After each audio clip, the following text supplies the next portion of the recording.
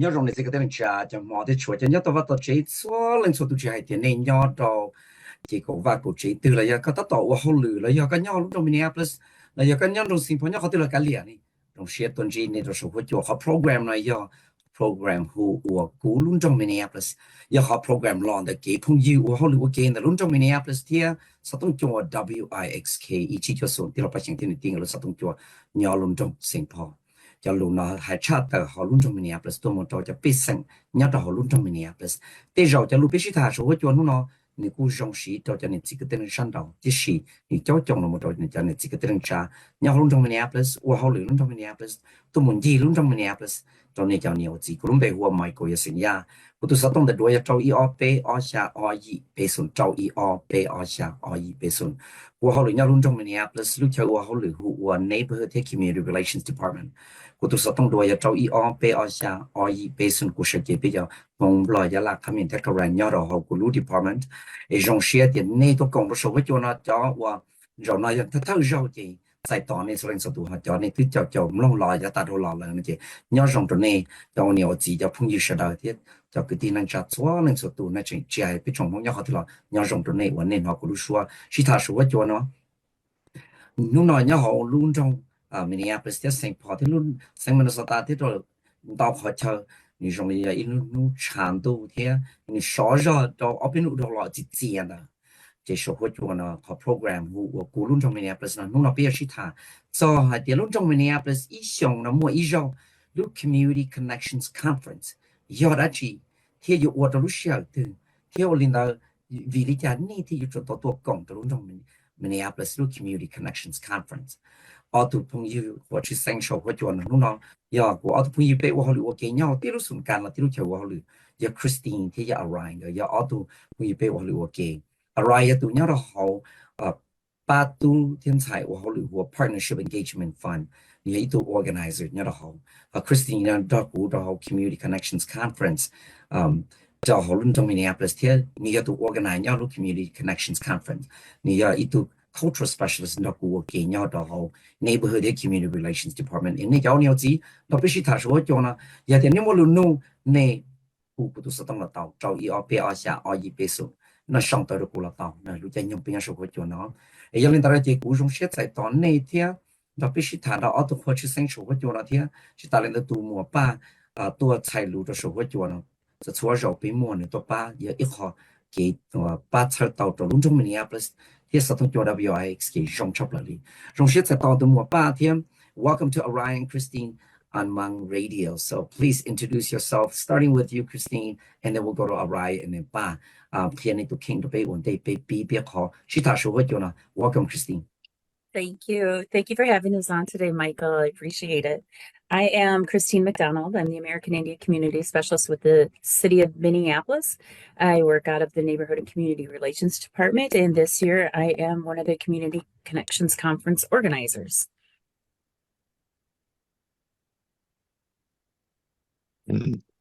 My name is Araya Fine. Thanks for having me. I'm a neighborhood specialist. I work with both Christine and Michael, and I work with neighborhood organizations and community-based organizations across the city of Minneapolis. Nhớ rồi, cô lúc bây giờ Christine McDonald, cô hỗ trợ cho họ luôn trong Minneapolis, Neighborhood Community Relations Department, cô giờ ít từ Community Connections Conference Organizer, cô nhau ở trong đó có lúc tự sao sự kiện cho American Indian. Nhớ rồi, cô giờ Araya phải cô hỗ trợ cho neighborhood, cô giờ từ neighborhood specialist, vấn đề là neighborhood community relations, cô hỗ trợ bắt cho partnership engagement nó thế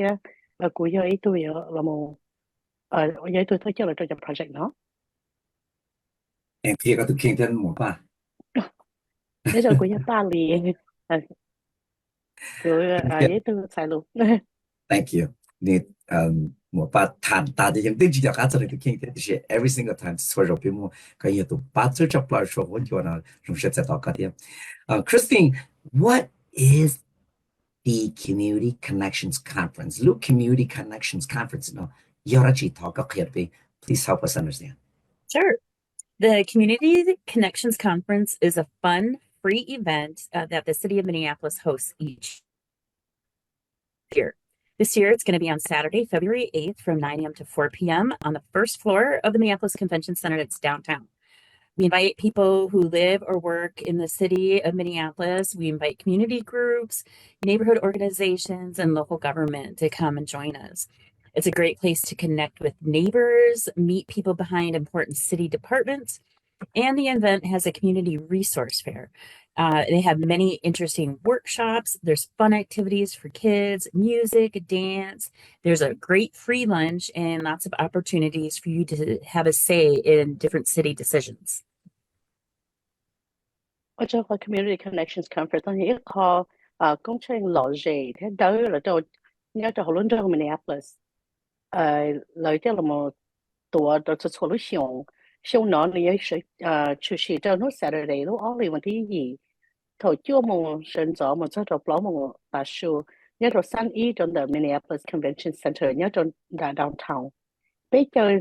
cho nên nhớ cho họ Minneapolis thì cho rơi ra thì cho nên cho rơi ra cho cộng hội rồi cho rơi ra thì cho nó chỉ cho政府嚟多公平，因為佢推上多是做咗要咗，就係有一啲嚟要，總之就係嘅正經就好嚟就好攞咗，啲可能係一個出生嘅比較more，個 community resource fair 一種的，冇能到咗 workshop，more 窮用到呀，到就咪有到是 more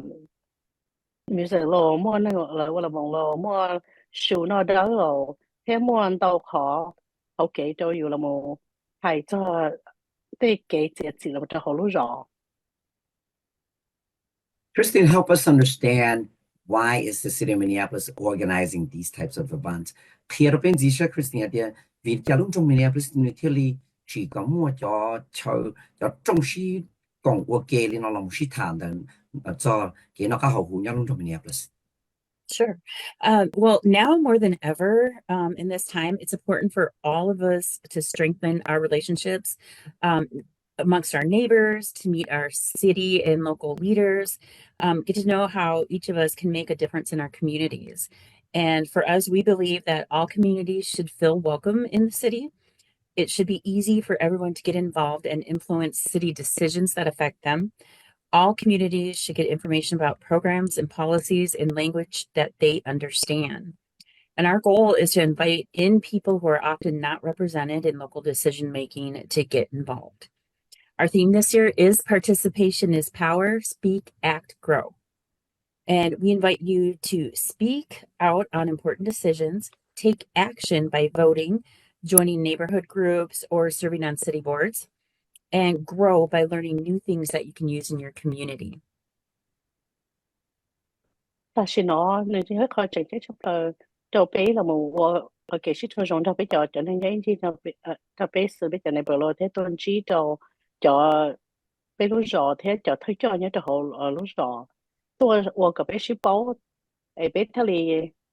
了我個到路上讓那個你讓那俾事出嚟出到了冇樣邊張到係啲但係就即係那個因亦主要一個chơi giải tỏa tôi chẳng hình như tôi lúc rõ nó này nhiều chủ đều dùng gì đó số lấy số tu là một cổng thế là một kia cho để sẽ là tất cả xã cho nên lúc rõ là ông lý giải thế là một phần là một ba tôi là chỉ cho tên đó cho lấy ra nó là nhiều chủ tàu để tại đây không cho tại đông tới cho program nào thế cho cái của mà nó trong đời cho lùi lại tiếng gà xía bây lúc họ phía chỉ giờ là một chơi trận tiếng năng tua chỉ chua tới chế là chỉ chua một số là một chỗ họ cái chỉ cho họ lúc rồi gọi là tôi cộng cho xong rồi bây một họ tiền bây giờ sau họ tiền tôi kể là một số cộng nó chỉ là họ mua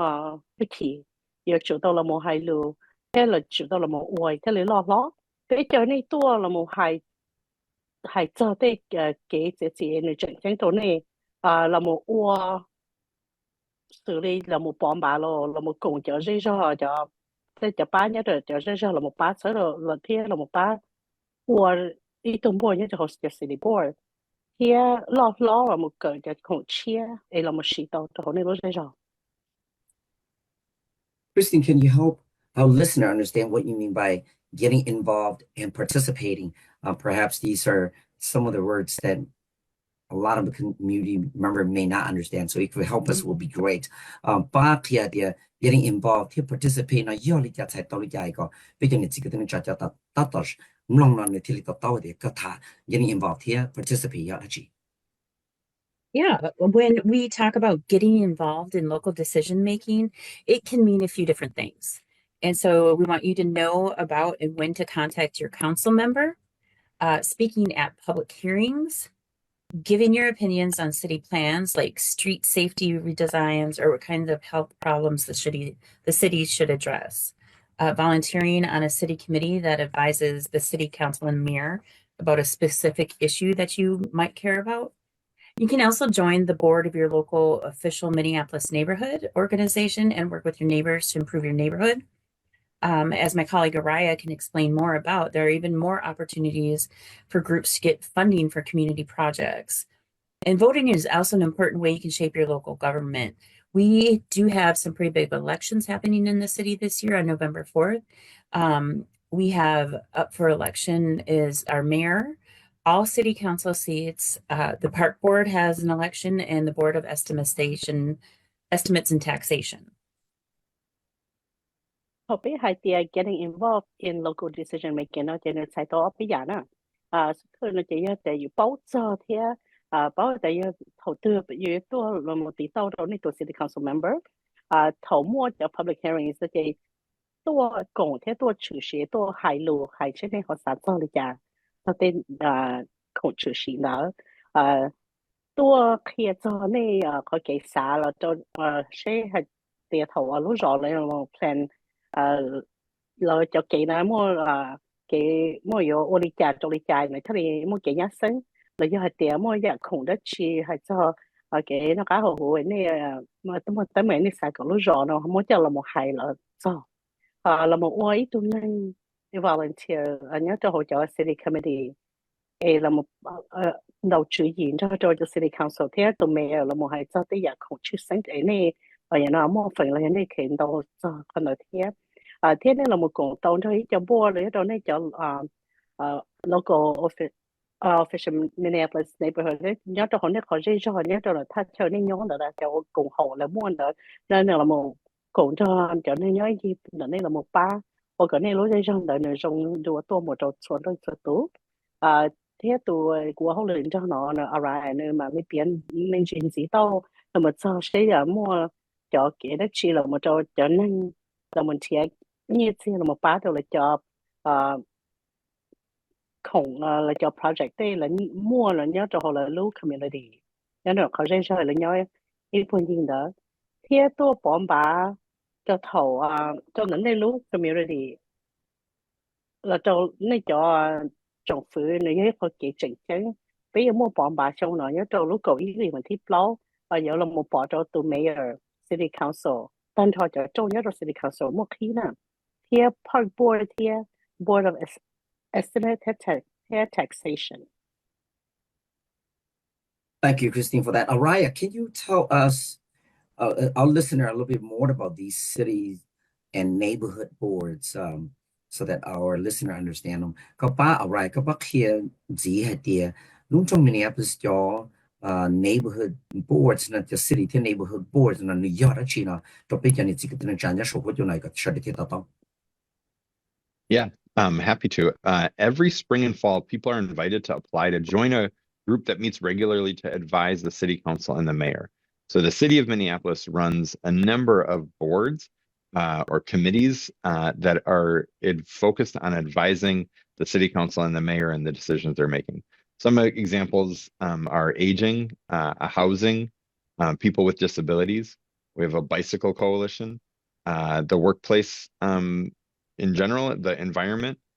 police oversight, and public health. Boards and commissions have made recommendations, just as some examples, that resulted in renter protections, anti-wage theft protections, bicycle safety improvements, and paid sick and safe time. Those are just some of the examples of being a part of these boards allows you to influence and give input to the mayor and the city council on city decisions. In addition to that, neighborhood boards direct how city neighborhood funding gets used. So no matter where you live in Minneapolis, there is a neighborhood organization that represents you in your community, in a very local way to get involved in your neighborhood. Neighborhood organizations do elections at different times throughout the year, and there are 68 different organizations throughout Minneapolis. You can come to the conference on February 8th, and it would be a great chance to meet or find out where your neighborhood organization is and learn more about it. And on May 3rd, we host something called Neighborhood Day. Neighborhood Day isn't a day across Minneapolis where there's events and activities and a chance to find out and learn how to get involved in your local neighborhood organization. So you can go to our website, minneapolismn.gov, and just search the keyword neighborhood organization and find out more. Okay, cho chua lui spring thế for thế nên bây giờ thì tôi là một apply cho là một cùng cho group nó rồi là một ban đầu chủ yếu cho từ city council thế từ mayor xử lý cho committee bây mua nó chỉ xử lý aging lo housing disability cái sống khác bicycle đôi khi và trả tao không lừa environment cái trái epon thì nó trong cái nó sai xuân sao cho tôi chỉnh sửa thế cái nó cá hậu hữu cho board nó mỗi cái commissioner là một cái bộ trong là một chuyện sĩ tàu cho xử lý cái là một ba rồi cho nên sáu chỉ nhó là một ba đi thái cho cái cho mua cái ba đi thái cho nên nó không được họ anti wage stuff nữa thế ba mua cái nhà sinh cho nên cái đồ thị here 我都可头摸摸那个来嘿，你也好嚟多到要头要摸摸半径，就你背后摸那只摸能到咗啦，nhớ thốn cho hồ lúa rồi Minneapolis nó từ khi lấy cho giờ là một sách xua sách cho nhiều gì nó giờ mua cho là một phái đi chạy thế mới cho là một xíu đi chạy Minneapolis mua lên đâu cho cùng hồ hay là mộtua cho lỡ một hơi kỹ là bọn bạn nó lên sống nên sợ nó xua xong nó thế là mua chạy chơi nhớ đâu là cho mua rồi khi để mua châu gì lúc cùng hồ nhớ cho nó nhưngในตัวเจ้าลูก conference เนาะเดี๋ยวนี้มันในตัวเทเลโฟนสิเจ้าเขาแต่ใช้ในขอในบริษัท organization นู้นตัวอย่างนู้นเลยปอมบาทคนเนาะมื่อนั้นเราเจาะกงเขาลีเนาะไปเราเสียใจตอนในตัวที่ว่ามื่อเจาะมื่อเช่นที่จำ board election ไปยมปอมบาจนนู้ไปชี้ดีมันที่ไปออผ่านในกชี้giờ in nó và sau nhận nó thấy nó này bữa hơn để cái một chơi gì nhớ từ đầu lúc rồi ở website minneapolismn.gov là một chơi sửa tàu lo lùi hết neighborhood organization là chơi tận.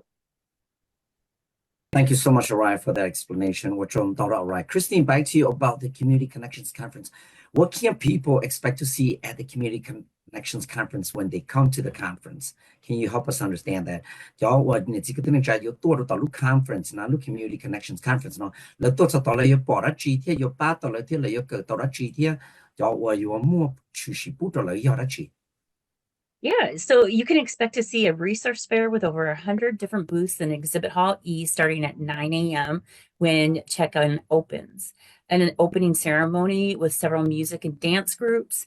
work groups, and a dialogue about health in our communities, a free, delicious lunch, and you can meet city leaders. Do tao mà mi tua nó chỉ mua cái resource fair, có mua Charlie ít bộ lu bộ giờ cho nên những tua kia cho đầu giờ nhớ cho họ nhớ để exhibit họ bí cho họ chưa muốn sinh rõ thầu khi cho họ check in cho đến tua nè chỉ có mỗi cái opening ceremony họ khi giải tỏ thế có mỗi music thế có mỗi cho nên tua là một thế mỗi chỗ workshop thế cho nên là một thằng cho cái nó cá họ nhớ cho họ rồi có mỗi cái show các phá thế mình nhớ tới xứ cho số lên số tuổi thế chi họ cho nên là mình chỉ cho thế cho nhớ cho họ rõ. Christine, you talk about resources and different opportunity for people to learn something new that they may not already know. What kind of community resources will there be at the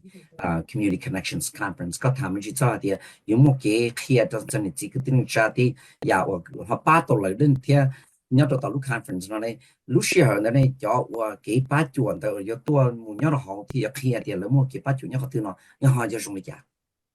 Yeah, we got a lot of cool things. And some of those things that you can find at the resource fair are going to be resources to find career training, start a business, becoming a U.S. citizen, information about recovering from opioid addiction, mental health resources, and volunteer opportunities. Booths where you can learn about jobs and paid internships for youth at the city of Minneapolis, at the Park Board, the state of Minnesota, and other locations. You can meet the city's HR staff people and learn about what it's like to work for the city. We're going to have a booth on how to start a career in green, which is environmentally sustainable industry. The city clerk's booth will be there, and you can learn how to connect with the Minneapolis City Council and how to make your voice heard and how to see city council meetings. You can learn about registering to vote, early voting, and how to vote by mail. You can learn about all the different departments at the city of Minneapolis and what they do. We'll have fun things for kids, including a pickleball play area. That's not just for kids, adults can join in on that too. There's going to be a fire truck. There's going to be a scavenger hunt that you can do. And if you finish your scavenger hunt, you get entered into a drawing for a prize at the end. You can see the list so far at minneapolismn.gov/CCC. And we're going to be adding more and more organizations throughout January. In fact, you can still register to be an exhibitor at the conference until the 19th of January. 我到也可以呢，也把我给了我把到呢，也到到咖啡呢。我到就给把了我还就可给了我training 就给我好了咯，了我毕了咯，了我一顿呢三三米加咯，了我 khi cho làm thế là một bá tôi cho nên của yến chua mua cái chỉ phải mang bị rong thì mua cho sẽ dụ là một quấy tôi vào chơi rong đã món đó cho cái là một trò nên là một vào chơi những món đó cho chơi rồi nên là một cỡ cho hậu lửa lo thế là một chế cho internship là thì như tôi cho lùa nhớ cho hậu lúa rồi Minneapolis Parks lúc sang Minnesota thì lựa chọn tổ xã thế cái này tôi chỉ tàu bây giờ HR cho nên hậu lựa cho hậu tôi cỡ cho hay là sẽ hậu lựa cho hậu lúa rồi nó nên rong lịch trả 有冇一路步什么可以做好？好有了目标，有好一好 career 係做好green industry 呢？誒有冇一路步俾到時年，可能有冇一路步聽了冇？需要好到有路Minneapolis City Council 到你家，聽有你家聽了我到嗰度說個，然後呢都需要叫 council meeting 你家，佢都kia là kia cho để sẽ giờ chuẩn bị đi chợ thế này tôi bom bà lại để bia kia cho bom bàn gió thế bom bà nhiều chỉ tôi tìm mua nhiều sao họ mèo tôi cởi cho lần đầu giờ nhớ cho họ lúc là sẽ đi Minneapolis để sẽ cho mua cho department là我的chỉ nhưng mà đâu cho cùng lò rỉ trong nhiều dầu thế xử lý mua có ít họ chơi cho lại là một she play pickleball phần đời mà chỉ ở trong chậm nhiều giờ sẽ chợ lầu là một cỡ tới giờ thế giờ mua ít lúc fire truck thế giờ mua ít kho scavenger hunt còn nói này là một ô tô nhưng thực tế này ô tiệt ta này là một chiếc ta tích khổng là hay có nên chiếc nào thế nên là món này lúc bây giờ là một chiếc salad và tới kho complete thầu sầu nữa này một chiếc tàu tích khổng năng gì nhất trong hồ Minneapolis mn.gov/CCC hier bây giờ chỉ用字到廿天到咗共號，有咗那到頭都見到那天仲有冇準備做呢兩個位段都 kia 嚟嘅做呢如果都kia 就係呢把咗到你家看到就要收咗頭都easy問題個做 Thank you so much, Christine. Or Christine. I got one more question for you, Christine, before I let you go. I know you're busy this afternoon, so thank you for coming on air. What are some of the workshops that people who will be attending the conference will have the opportunity to attend? Cho wa ge shi zuo lu shi ta tia shi cho chú ý我给你好路conference 你要 workshop 呢。cho nên chỉ có tiếng trai yo bỏ cho và kế sĩ thản nên một nó sẵn từ theo họ từ các thảm mình chỉ khi đó bé cho nên chỉ có tiếng trai ổn định của cho các bài. Yeah, thank you, Michael. Our morning workshops are going to include latest news and resources on immigration, your rights as a renter, first aid lessons, funding opportunities for community projects like the Partnership Engagement Fund that my colleague will talk more about. We can learn about the city council and protecting the environment. And then finally, we're going to have an afternoon community dialogue about public health. And we'll ask you to share your health experiences and stories, and our health department will use your feedback as part of their community health assessment that guides their programs and services for the next 5 years. Again, you can register at minneapolismn.gov/CCC, or you can do it in person when you get to the conference on Saturday, February 8th. Thank you. Theo giờ cho workshop giờ mua xử lý nó, giờ biết cho sao xử chấp lời thiết họ kể ba chỗ là hay cho immigration. Giờ hay cho chạy có mua sự thổi giờ có ít tuần sáu và sáu chế. Khi cho first aid giờ mua cái ba nhiêu tiền là một chỗ cho community project. Xử lý partnership engagement fund. Tụi này của họ lên cho nó mà lên là một điểm tí tàu cho đó là một cái gì cho lúc city council thì cái ba thì thay lúc environment. Để chỉ ta lên là sư thầu sầu nữa từ thầu giá ta su nữa để bị yếu mà cái chỉ chùa lu là một hai cho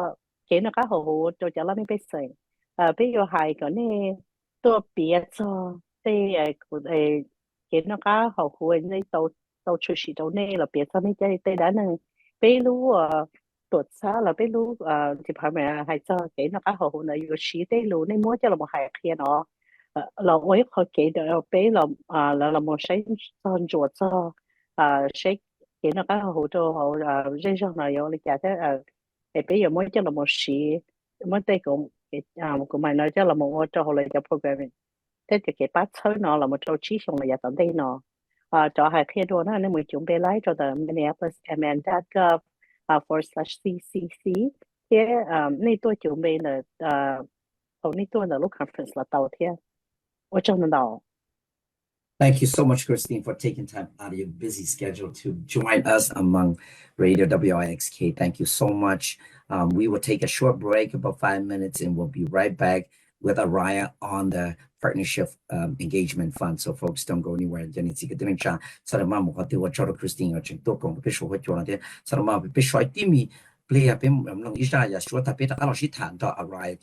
Partnership Engagement Fund. It's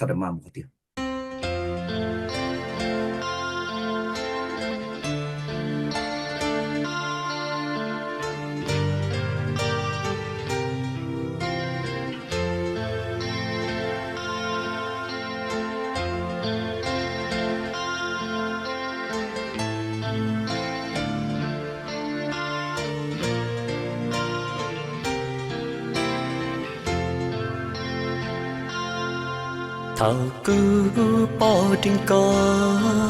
của sân cho có hay lư sa tao câu của tu sa tao câu của ly chỉ có thao từ lo xua sao chưa tao xa xứ chỉ mua y rau yo tiếng chỉ mua bánh sư yo kia tròn chi có trâu nó bỏ con cho lúa kê bỏ con cho lúa tô tê của kê như mò cứ xia vì cứ nó chỉ cả khia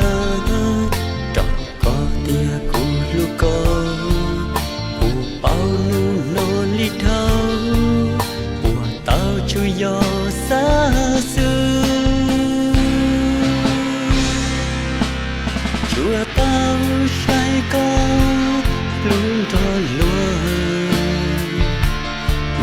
tia cứ do nên xa mùa chia tao la co khi tao qua tu nên xa mùa chết thao cây chưa tao chưa có để xưa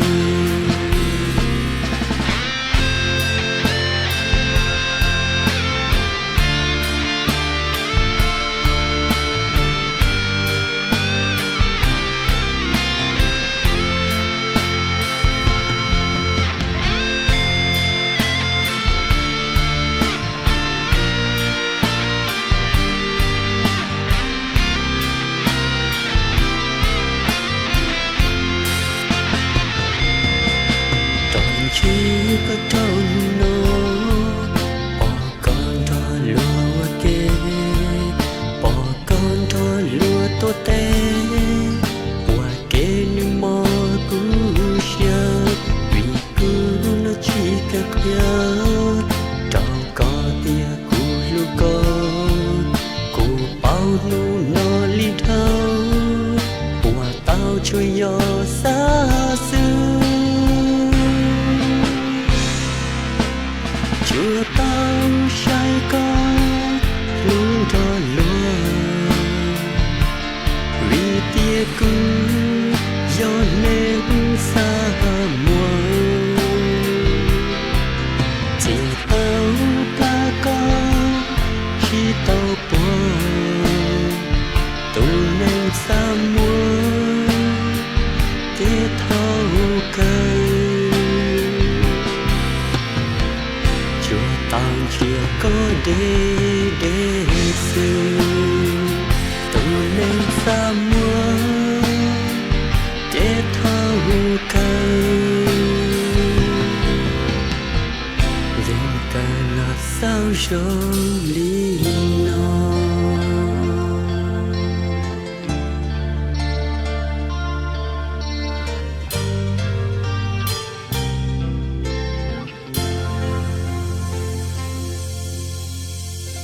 program 做拢种 Minneapolis 我拢种 Minneapolis 呢，我种学边我是他做 Community Connections Conference 奥盘能够去做上了路20度问题1，路 Saturday 你要到 Minneapolis Convention Center 不打必须谈到古一度我 colleagues 来一度我领着古鸟好比如什么干 OK 我 Christine 呢，我做那叫我鸟进了必须谈，咱们到叫那叫没东鸟多，因为我肉我毛的那那我叫 workshop 里不打 Christine 还。我就经常那住，你好，拢种 Minneapolis 去保注意，去他做的有8的路，种 Minneapolis 个老天个容高天哈，要一个条，你我你生了容家来，他你几个等下，把弄得要 Saturday 路晚上，路20度第一，你要到好 Minneapolis Convention Center。你要到这个其他体验都唔講嘅，叫個 family 都等到領導者能多，就都就技術多啦，還有用呢，可能到你叫你自備是談到，啲人知做，弄種 Minneapolis 好 partnership engagement fund， 半年啦我係做幾需要啊，講地我後來我見咗弄種 Minneapolis， 我冇持靠弄種 Minneapolis 點只幾講落家好一生好弄種 Minneapolis 就中家，就是談到都朋友我 Araya。What is the Partnership Engagement Fund and how is it involved in the Community Connections Conference? Please help us understand it. Yeah, Community, Lungdong Minneapolis Partnership Engagement Fund. Yeah, actually, yeah, you know, you know, what you're talking about. You know, more than the whole Community Connections Conference, not all only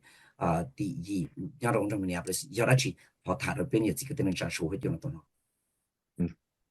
Great question, Michael. Partnership Engagement Fund is started as a way to get funding to community groups and neighborhood engagement for neighborhood engagement, for connecting with residents with one another and providing them with support and resources around issues that are important to your community. It helps build relationships. The partnership is it helps build relationships between the neighborhood organizations and the community groups that receive funding. We have a real specific focus on engaging Black, Indigenous, and communities of color. We want to focus on youth and renters. These are all groups that have historically been marginalized by the city government, or not treated well sometimes. And the goal of this funding is to support efforts in the community that are really helping Minneapolis become a thriving city. The fund started in 2021, so this is our fourth year of funding, and this year is our second full year of funding. We have $1 million that will be invested in about 40 projects. Each project can receive up to $25,000.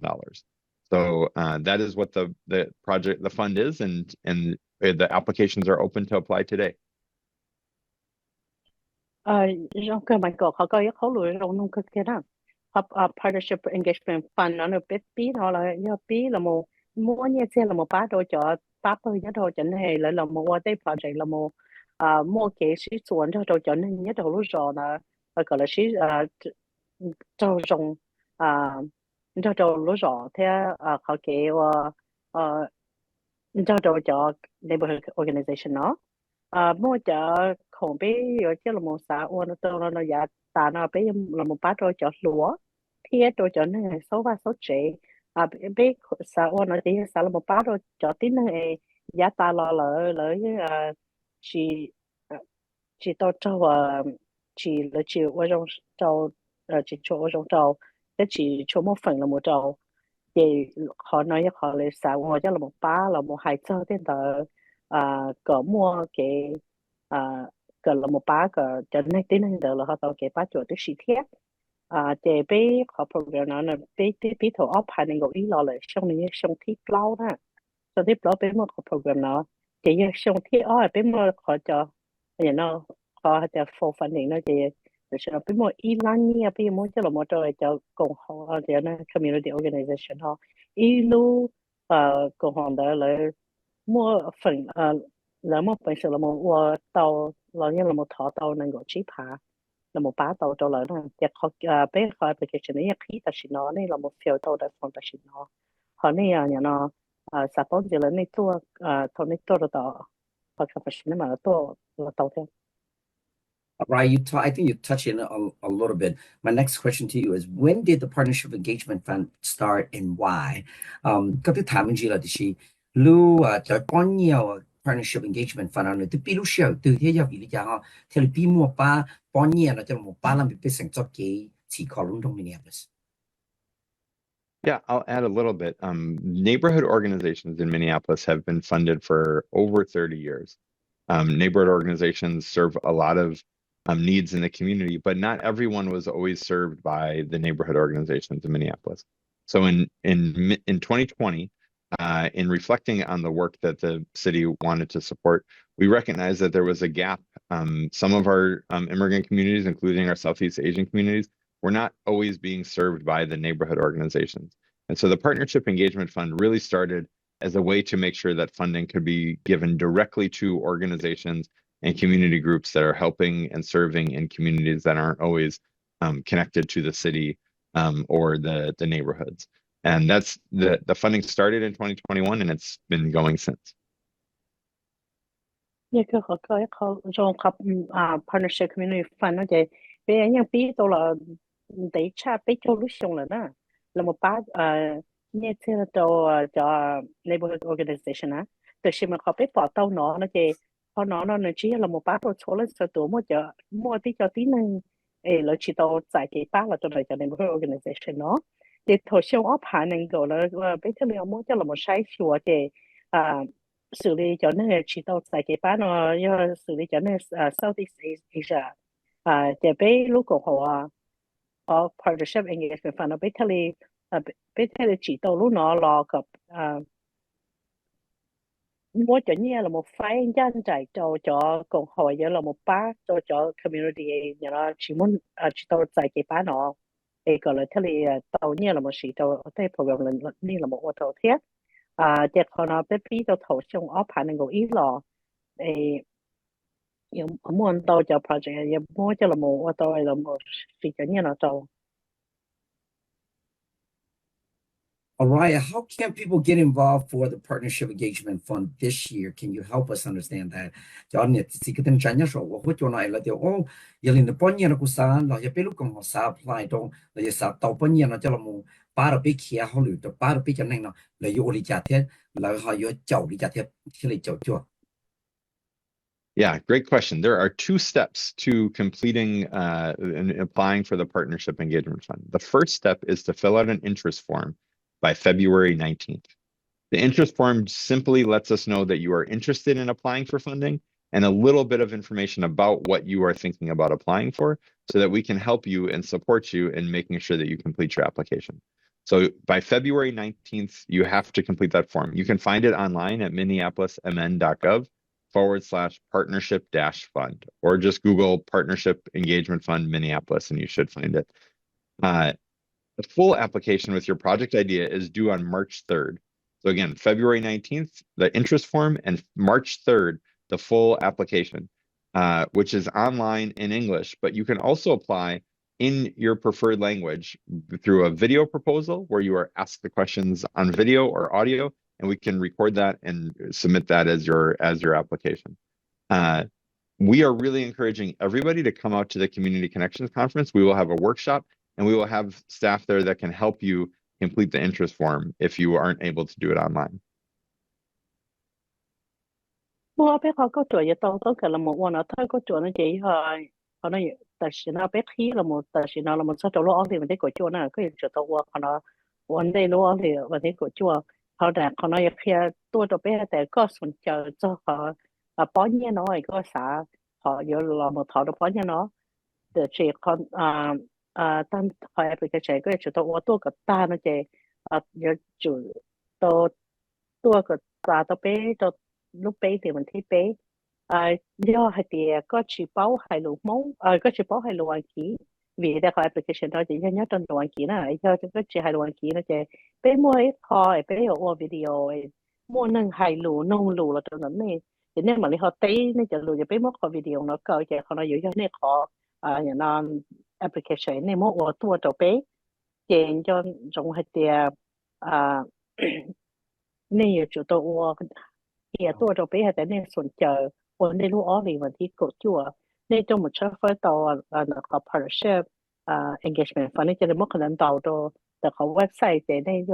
ตัวเชื่อต่อจะขนาดเขาอยากจิลีแล้วในตัวแต่เขา conference ลูกก็จะไปอยู่มั่วแล้วในไปในตัวที่ต้องเราจะตัวเชียร์ตัวเป้าเกิดตรงนี้เราไปตัวนั้นเลย Araya, what kind of project have been submitted or happened before in the Hmong community related to the Partnership Engagement Fund? Can you help our listener understand? Yeah, what your program, your project, Hmong community, what they told more you talk a bit. Yeah, as you heard, the Partnership Engagement Fund has been around for about 4 years. So here are some of the projects that we've been able to fund in the Hmong community specifically. The Asian American Business Resilience Network, in partnership with the Hawthorne Neighborhood Council, launched a project to address vaccine hesitancy in North Minneapolis. So they did focus groups and culturally sensitive outreach to residents to be able to inform how to tailor vaccination strategies. CAPI USA and the Hmong YouTube partnered with the Neighborhood Council to communicate in the Hmong language about community opportunities, city resources, and other opportunities fostering a more engaged and empowered community, and to create programming about Hmong cultural practices, as well as the importance of civic duty and good citizenship in the community.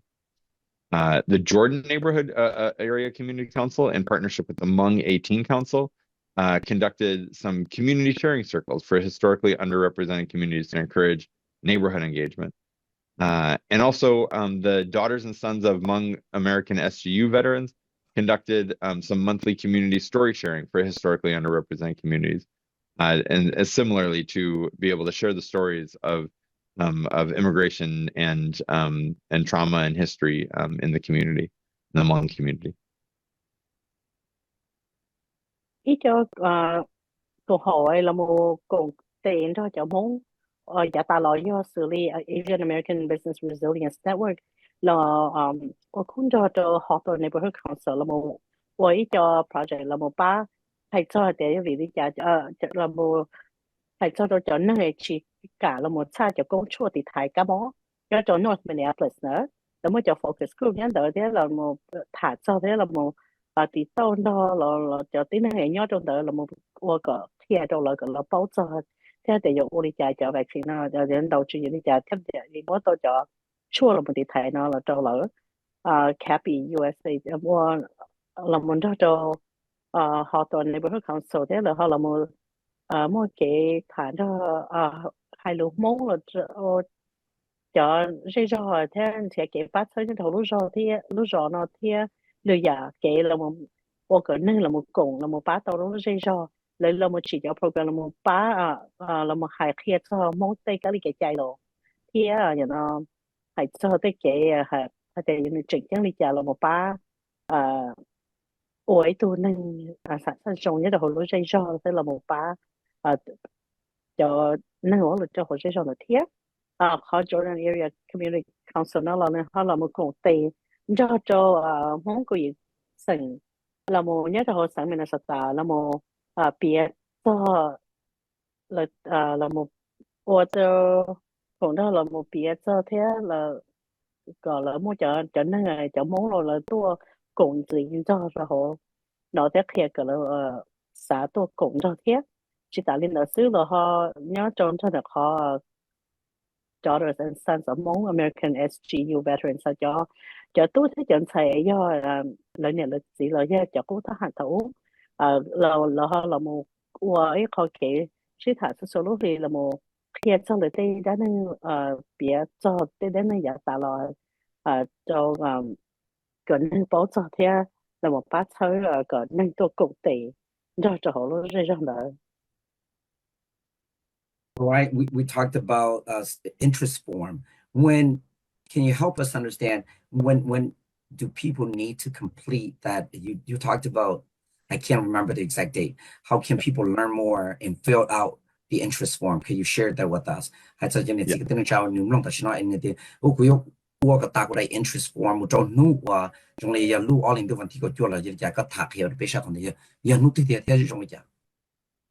Yeah, we've tried to make it really easy. So you can pick up the phone right now and text us at 612-321-8649 in any language, and we'll make sure to get back to you with the links and with the information to complete the interest form. You can also visit our website. The interest form is online in multiple languages, and sign up for our newsletter at minneapolismn.gov/partnership-fund. And then you can come to our workshop. If you've got your phone, there's also a QR code behind me. I don't remember what's that you can scan. But what we'd really encourage is to come to the Community Connections Conference on February 8th, and you will be able to attend a workshop or talk to staff about applying, filling out the interest form, and finishing your application by March 3rd. So the deadline is February 19th. The best and easiest way to reach out is to text us 612-321-8649, and we can follow up with you there. Họ trong sắp lời nó chỉ cho nên tàu đợi tôi đâu biết rồi nữa sợ tôi trâu BOE gì trâu bao chua nên tàu hai lô họ lô tư lỗi như tàu biết mà đi tới tôi đâu này là một khi cho họ nó tông gì đâu nấy đại họ interest form nó này một sai lái thế này một bị tàu trâu nhớ trong tờ bây họ nô sửa đời nhớ cho Minneapolis mn.gov/partnership-fund họ chỉ tạo lên ở số đó này tôi cho nó bây lúc họ sao nhớ cho the Community Connection Conference tôi thầu lu ở đến đâuวันที่gì này tôi chỉ nó bây tôi bây mà này bán này mỗi đại form nó fill the ta thế我个爹họ đến này我也主动我多都bây giờ lu ở đếnวันที่过做呢chỉ khó dùng để chấp lỡ nó chỉ do này tàu text tôi đó là tôi sẽ tôi ở châu BOE gì châu bao chùa. All right, great information. Anything else that you would like to mention more to our listener before I let you go? 我就一步就要个开了，不除了呀，我个啥的个城市都谈个孟子那边讲的这个等长得个做个么。Yeah, I'd really encourage everybody to come to the Community Connection Conference on Saturday, February 8th. It's from 9 a.m. to 4 p.m. You can come anytime during that day. There's a free lunch in the middle of the day, so it's a great opportunity to come. There's performances at the beginning, Another wonderful reason, it's at the Minneapolis Convention Center in downtown Minneapolis on the first floor in Hall E. So everybody should really come to the Community Connections Conference. The website is minneapolismn.gov/CCC, and you can register online. One other thing is we're looking for volunteers. So if that's something, especially bilingual volunteers, if you speak multiple languages, you could be really helpful in helping residents who come to the conference be able to, participate. So volunteers get a free t-shirt. They're really cool. Volunteers can help register guests and greet people and give people directions and keep our lunch running smoothly. That can also be found on our website. And one more thing, if you are an organization, if you do work in the community, we are allowing organizations to table at our event. We'll have over 200, or I think we'll have close to 200 vendors, and the booth space is still available up till tomorrow. So please check out the website. You get a free table and chairs and get to attend the lunch in the event. That's minneapolismn.gov/CCC. And then the last thing I'll mention about the Partnership Engagement Fund is we are also looking for volunteers to evaluate the proposals. So we are looking for English speakers and Hmong speakers. We will have applications in multiple languages. And so we are looking for community members who understand their community well, speak the language, and could give us input on what projects really should be funded by the city of Minneapolis. So we are community driven from start to finish. For that also, any interest at all, please text us at 612-321-8649, and I hope to see you all at the conference. Chắc phải đó là một cái tôn gì cho họ nhớ trong the Community Connections Conference trong hôm Saturday lúc ở vì mình thi gì họ cho một sân cho một số tập lỗ một tòa show nhớ trong the Minneapolis Convention Center nhớ hậu downtown rồi sân ý họ ý thì chỉ tại là này tôi chuẩn bị lại trong the Minneapolis mn.gov/CCC 咯，处理了呢多准备的努呢多的努 conference 的看到了一到一日天但是呢被整天就呢老母 volunteer 一点呢包好路呢就被就到緊呢出生呢呢都講咧就俾到conference 人呢 volunteer 人呢到仔一路接受得就 volunteer 把就呢就過多了準備了thế là một giải tỏa là một khi là sẽ một cái tư thế là một qua cái thấu nó sửa nó một tàu rồi nên tôi chuẩn bị lấy cho nó bé khẩu website thế này volunteer nữa thế giờ này giờ ít lúc cùng họ nhớ cho họ nói nên họ xả tua cái tàu ít lúc bu là nên một sai đầu bé khẩu website nên mua chạy nhiều cho tàu lúc ít thì của chua là một con đó này tôi chuẩn bị hậu nên bé mà mua lúc trông theo mất khẩu bu tới chỗ này thì nên tôi nhớ cho họ ấy tôi này ấy họ exhibit cho họ cho nên tôi sai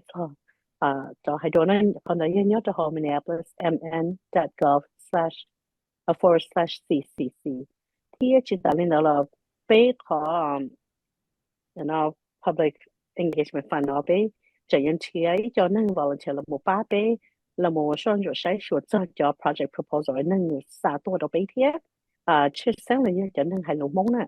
bây giờ xã tôi cho nên nhất thôi cho nó là một ba bé sẽ sửa cho hay là sẽ cho project tươi rồi tôi và bao nhiêu nó là một ba đâu lỡ do nên lấy từ xuân chờ nó chè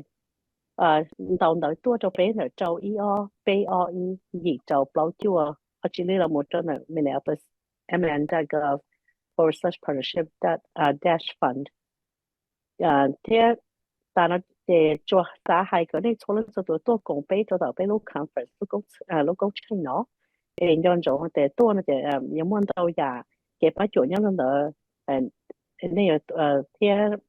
nhiều mua application chỗ này này xã là mỗi tôi volunteer là một ba sai chùa cho proposal nào. Thank you so much, Araya. Thank you so much, Ba, for coming on Hmong Radio WXK and share information about the Community Engagement Partnership Fund, and also the Community Connections Conference with the City of Minneapolis. Araya, greatly appreciate. Thank you for the awesome work you're doing for everyone and being a good colleagues as well as Bali. What you're doing to do Araya, the Bali donate to Gong, the Community Connections Conference here and Partnership Engagement Fund, the Minneapolis, share donation to lose out and Gito to show what you know, what your donation. Thank you. Don't watch out. You're tired. Chỉ phong như cho cái tin năng trả số lần số tuổi nhớ số của chỗ nó em muốn làm tiếp tục công. Bây giờ thằng nó nhiều có thằng cho Araya, người thằng cho lu trong Minneapolis, bao nhiêu who Partnership Engagement Fund, thì chúng ta lên đó Christine và ta sẽ thằng cho Community Connections Conference. Lu conference là giờ lu công trình sẽ thằng và ý xong với rồi trong Minneapolis nó thằng nó chủ yếu bị sang sẽ thằng giờ cho lu Saturday. Lu all in do di trong ở phần của chi nó tổ chức rồi một sốตัวbao chi mong là hiện tại đó này cái này chỉ cái tiếng trả lúc họ phía lúc team trong nó giờ participation is power, speak out, take actions and grow là giờ thì cái một công ty họ này我一看我们是老很个去说个了một công ty找地thì họ này我都个有老把到trong Minneapolis Lucia Lu Community Connection Conference là gì nàyตัวcông là gì này chỉ cho nó chủ nhau trong Minneapolis thì有的mua叫 workshop 去做路是到注意了，我去考龙中 Minneapolis， 贴给那家伙我给搞话梦一龙中 Minneapolis， 可能也好成讲行，这其他人的咯，你要到好多 conference 啦 ，partnership engagement fund， 半年的有冇叫我们谈的，有18个家都你这个东西一个年的，个路讲好了，个把本人3到半年了有的家庭到半年了，你讲你个几年到话的这套你都不讲，对的。Cú là dân nhau đó hậu thiên xong là lúc community connections conference nó đã là cú lúc department payload department của neighborhood and community relations department của vậy tụi nhau đó hậu bên nên cho lu và liền là bên plan xong rồi thì dùng ba lý do để mua đó chỉ thì chỉ có tông gì sau đó cú là tông cú tôi sắp tông là trâu o pe o xa o gì pe sun trâu o pe o xa o gì pe sun nó về hôm mai của ya cú họ liền nhau trong Minneapolis họ lúc department là nhau lúc xung quanh của neighborhood and community relations department sẽ chụp bây giờ mong lo giá là mình cho các bạn có biết một số cho cái nó chụp ba trong cái tin năng trả nó cao hơn nhau luôn trong Minneapolis thì thôi cái này sẽ là chỉ cái nó cái nhau trong sinh chi đùa lưu nghe được rồi sinh chi đùa này sẽ là